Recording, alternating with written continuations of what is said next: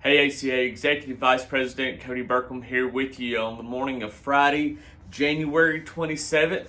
Going to give you, I believe, what is our third installment of our Hats on the Hill series here, the series where we go through and look at things that have been going on at the Arkansas State Capitol for the past week and let you know what's going on that affects Arkansas cattle producers. So with that, let's get right in it. Like I said, it's the third week of the 94th General Assembly here in Little Rock, and so far we have 262 House bills introduced and 31 Senate bills introduced. And if you may not know, for just to have 262 House bills and 31 Senate bills, that is extremely low right now. And when talking with the representative earlier this week, she let me know that BLR, the Bureau of Legislative Research, which is where they go to get all their bills drafted. The attorneys there at BLR draft all the bills for them.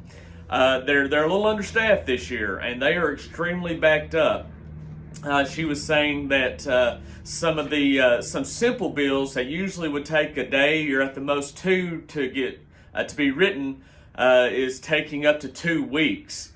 And some of the larger pieces of legislation that we're expected to see are just throwing things that much further back. So BLR and bill drafting for these elected officials is just really backed up. Of course, BLR does a wonderful job. Nothing against them. It's just there's a lot of different things going on, and they're just a little understaffed at this time. So those numbers are expected to increase exponentially over the coming weeks as things really start rolling there at the state capitol, and BLR starts putting some of those bills out, smaller bills, and then the larger bills that we'll be seeing from the state legislature and the governor dealing with tax, education, and prisons and things like that.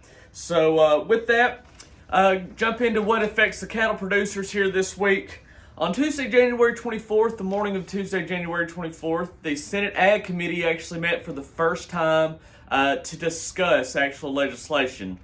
They have met before for their organizational meeting, but this was the first week that they actually had an opportunity to meet to actually discuss legislation that has been introduced.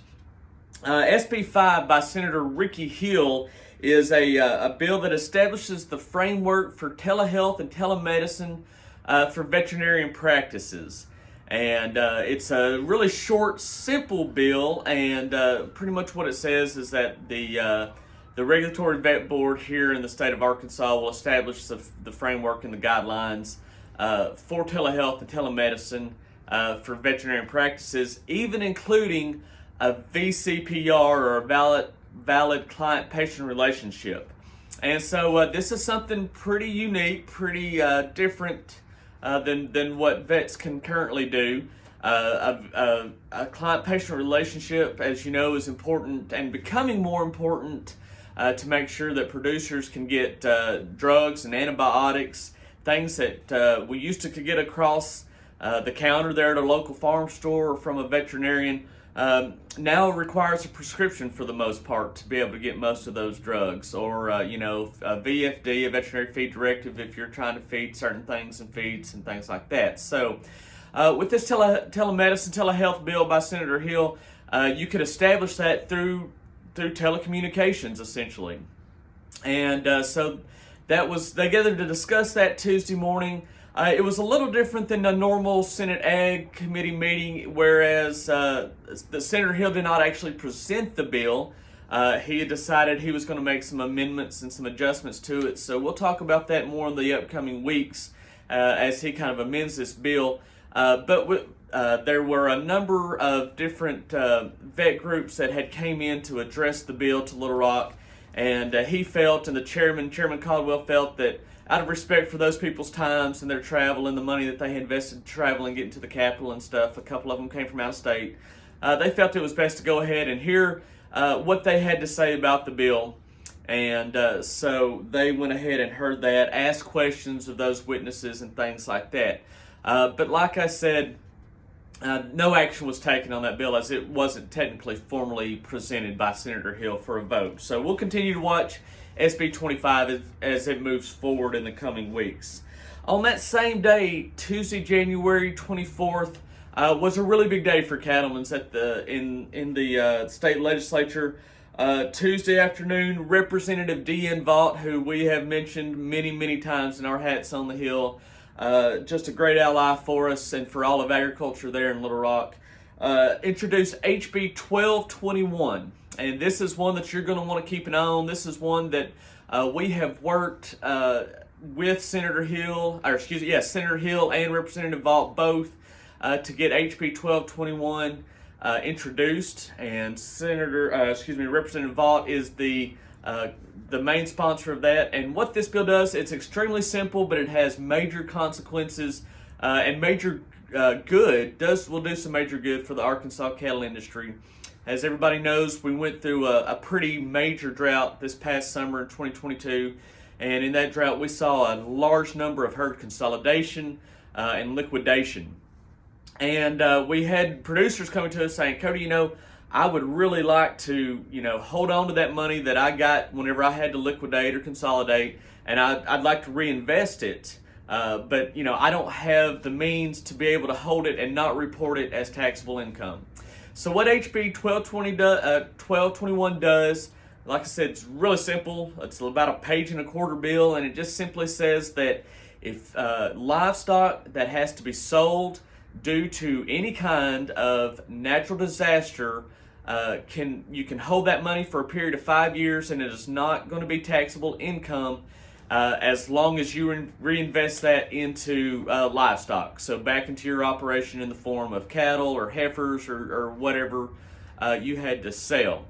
The only little other caveat other than that is the governor has to declare your county a natural disaster area or a disaster area. So we felt like this is just a really great bill that will provide some relief to producers in the event of a drought, and like we saw in 2022 and back in 2012 and things like that. So hopefully this is something that we won't have to use a lot. We never wish for a drought. We always would rather have the hay than the money or any kind of tax benefits, obviously, but sometimes the weather is what the weather is, and we certainly can't control that. So this is a great bill for Arkansas cattle producers. We've worked hard on it with Representative Vaught and Senator Hill. Like I said, back last year through the fall, and it was a big day for us to see it introduced. And it's going to go through the Revenue and Taxation Committee. And if you've been keeping up with these videos, you'll remember that I've said that a lot of bills go through Revenue and Tax. I didn't count them, but there are a large number already assigned to Revenue and Tax. We probably won't see a lot of movement on this bill until we see some of the larger pieces of legislation go through, like I mentioned, the tax, the education, the income tax stuff.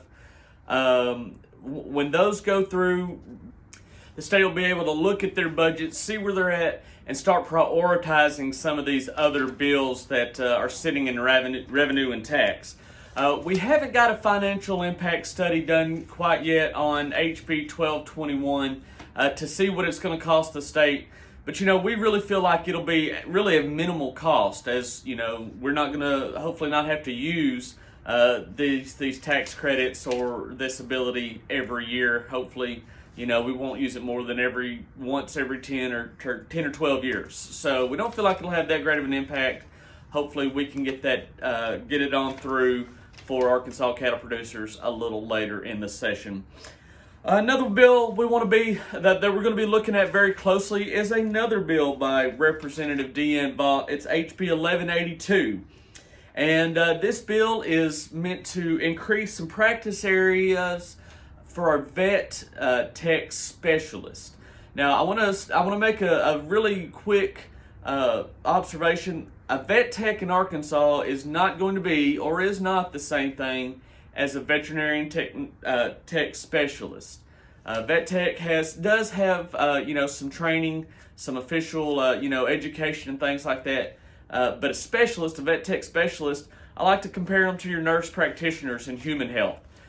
These are specialists or technicians that have gone above and beyond the required educational requirements for a vet tech, and they're just really under a vet. And this HB 1182 sets up that kind of framework for them to be able to increase practice a little bit, but they have to work under a collaborating vet. They can't just go out and do their own thing, prescribing medicines and things like that. They have to work under and with a collaborating veterinarian.